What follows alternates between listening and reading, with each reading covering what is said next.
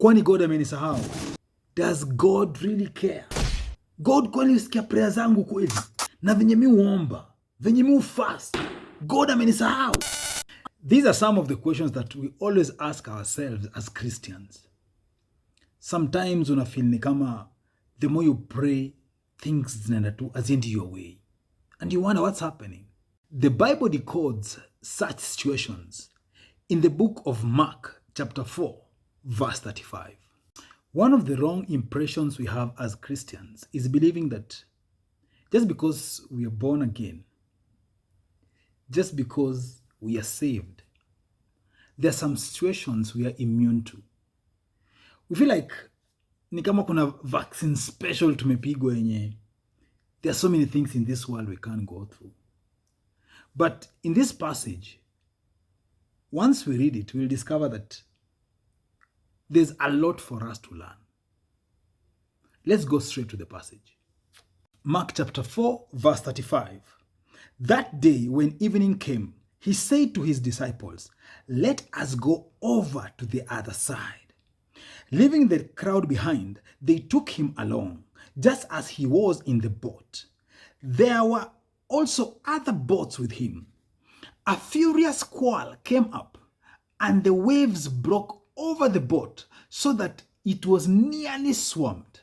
Jesus was in the stern sleeping on a cushion. The disciples woke him and said to him, "Teacher, don't you care if we drown?" He got up, rebuked the wind, and said to the waves, "Quiet, be still." Then the wind died down and it was completely calm. He said to his disciples, "Why are you so afraid? Do you still have no faith?" They were terrified and asked each other, "Who is this? Even the wind and the waves obey him."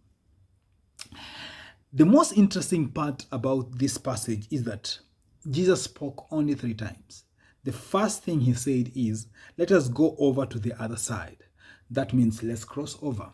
They were in the Sea of Galilee. And then the second thing he mentioned is, "Quiet, be still."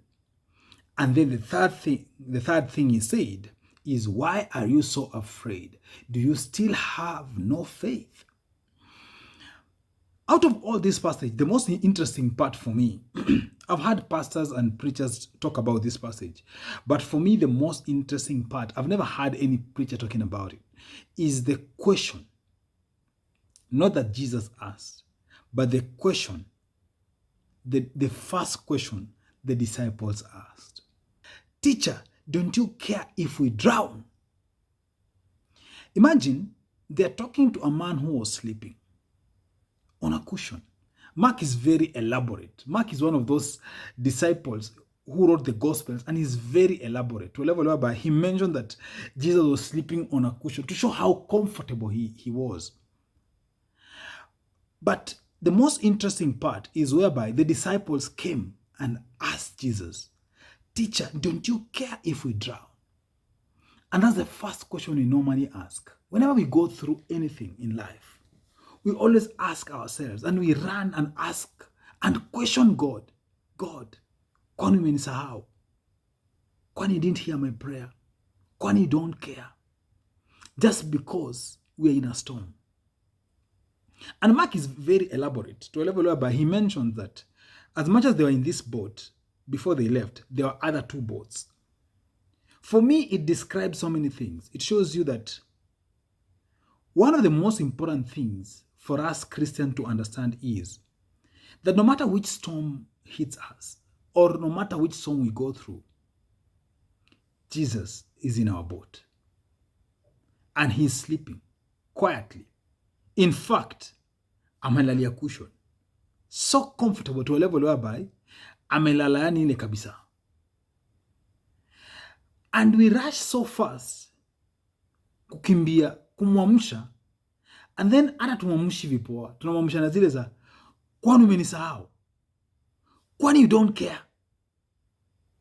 And that's the question the disciples rushed to Jesus asking. "Don't you care if we drown?"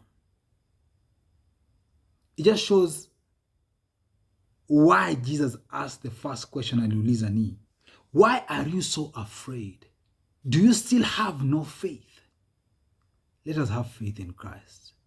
Let us believe by him saying only 2 words, quiet, be still. The storm will subside. Our boat will glide quietly, softly. No bumpy rides. Even if they come, we can still run to him and he'll say the words, quiet, be still.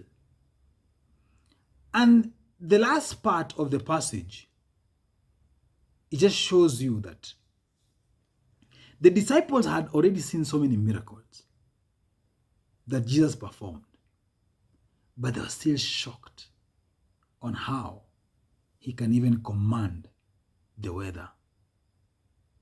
He's a powerful God. Let's trust in him.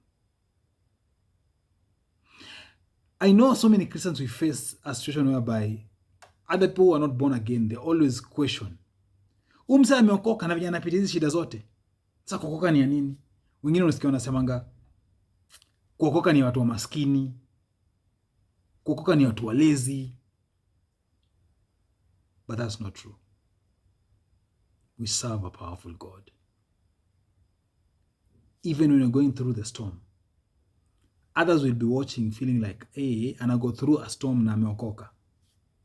But deep down, your faith will keep on reminding you that Jesus is in our boat. Jesus is in your boat. He's the one. The first thing he said is, let us go over to the other side, which means let's cross over to the other side. It shows he's the one who was telling the disciples where to go. As much as in that boat, they were experienced fishermen who knew matters the weather, who knew matters boat and the water. But he's the one who directed them and told them, let us cross over to the other side. Let's trust him. He knows where he's taking us. Have faith in Christ. Be still. Quiet. Be still. Na neno litaendelea.